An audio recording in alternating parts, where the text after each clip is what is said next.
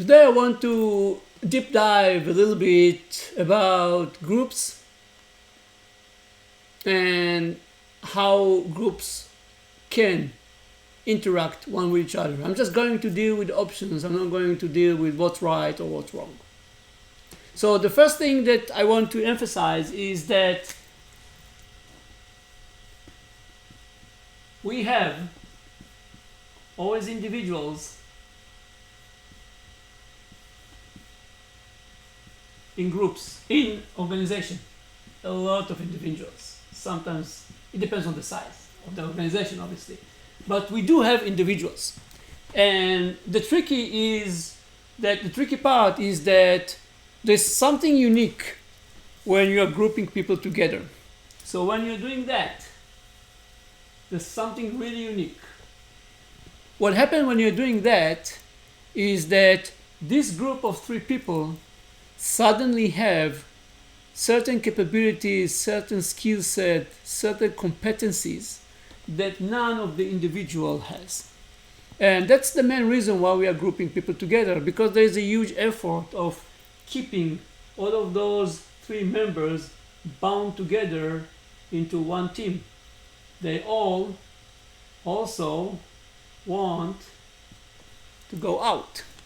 It's the same as the idea of atoms, how all the all the elements in the nucleus, the neutron, the protons, and all the electrons around it are attached together into one atom.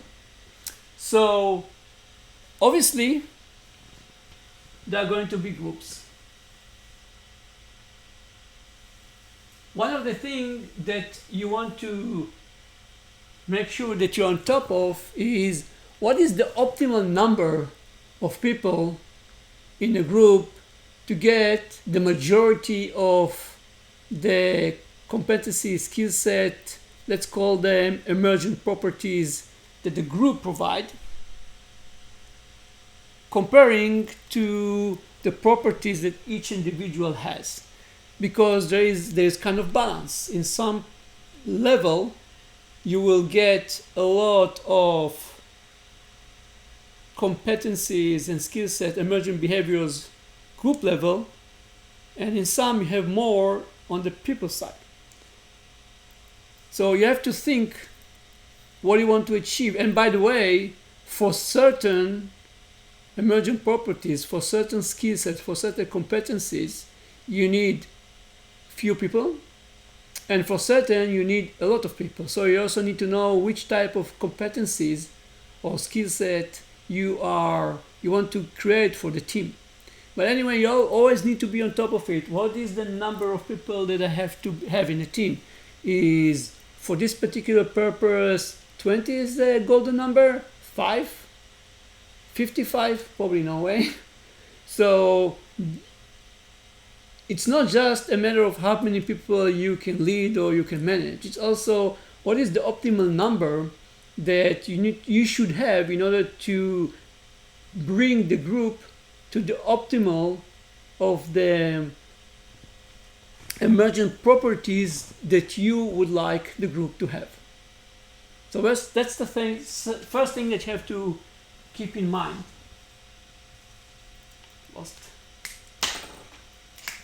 Just going to add another group.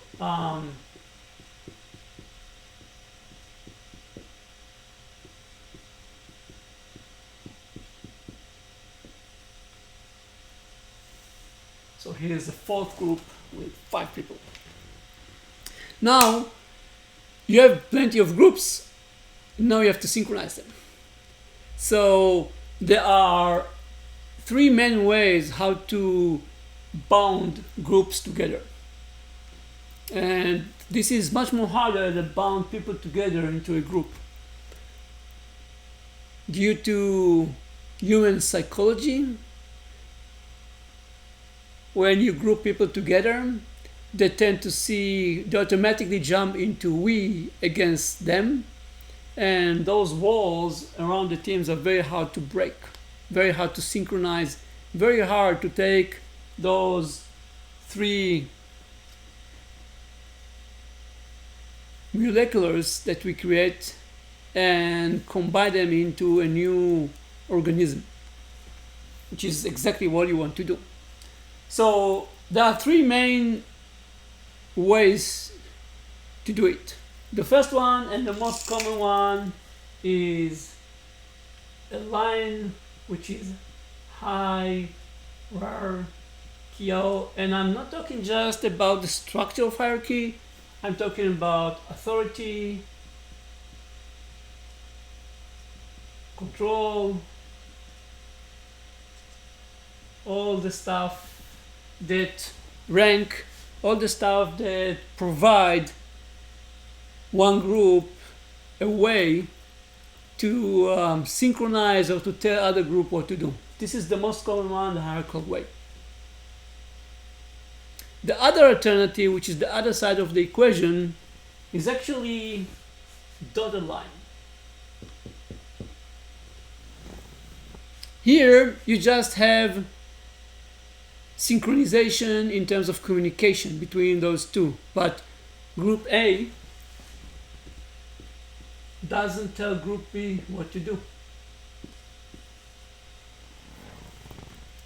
There is different mechanism that each and every company put in place how to coordinate those two, but it's not managerial. They might be contained one within each other, like the structure might be hierarchy, but there won't be any ranks, any authorities, any command and control embedded in this relationship.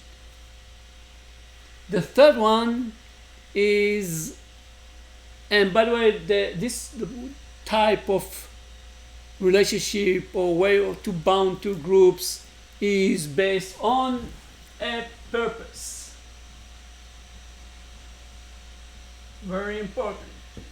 So what you have here is one common purpose that those two groups are all about to achieve. And since they want to achieve the same purpose, they will collaborate in order to get it. Without a clear purpose, nothing will work in this organization, is going nowhere. So this is the most common, the hierarchy with authority, and this is the most uncommon, the clear purpose and kind of just communication line without any authority in place. The third one is kind of hybrid approach. So the third one actually has a third group in the middle. And this group might be one person or few person. And this group is assigned to do the synchronization between two groups. So they might do the synchronization based on purpose, dotted line, or they will decide to do the synchronization based on hierarchical manager with authority and rank. So they can do hierarchy, or they can do just purpose, hierarchy. It's varied, but obviously one way or another there will be a group that was assigned to deal with the collaboration, coordination between two groups. So that's all. I hope that I managed to explain to you why we want people to group together into groups, what the value that we are getting out of it. And once we spread people into groups, what we are doing in order to keep communication, synchronization, prioritization between those two groups, or 3 or 4 or 5 or 15 different groups. That's all. Thanks. Bye.